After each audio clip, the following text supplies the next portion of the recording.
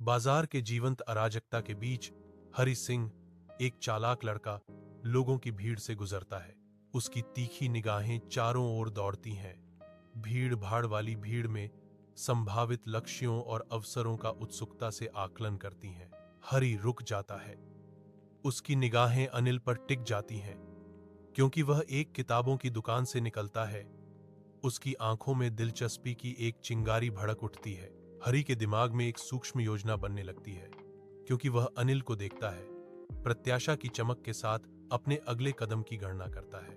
जैसे जैसे हरि का ध्यान केंद्रित होता है, बाजार का शोर कम हो जाता है और दुनिया सिमटकर सिर्फ वह और अनजान अनिल रह जाते हैं। हरि के होंठों पर एक धुंधली, लगभग अगोचर मुस्कान खेलती है, जो भीतर आकार ले रही चालाक योजना का संकेत देती है। बारिश अनिल की खिड़की पर पड़ती है, क्योंकि हरि कमरे में घुस जाता है।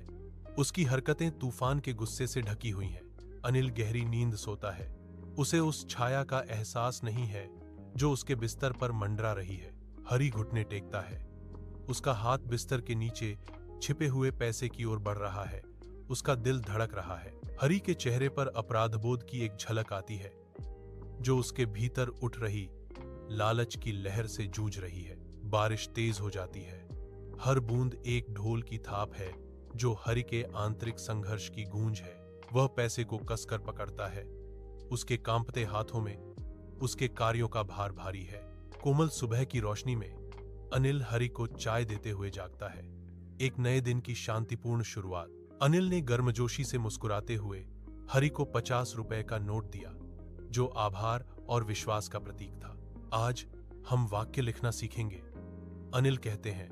उनके शब्द आशा और वादे से भरे हुए हैं। हरि की आंखें आश्चर्य से फैल गईं। अनिल की अप्रत्याशित दयालुता से प्रभावित, अनिल के भरोसे से अभिभूत होकर हरि की आंखों में आंसू आ जाते हैं, जो गहरी भावना की मूक अभिव्यक्ति है।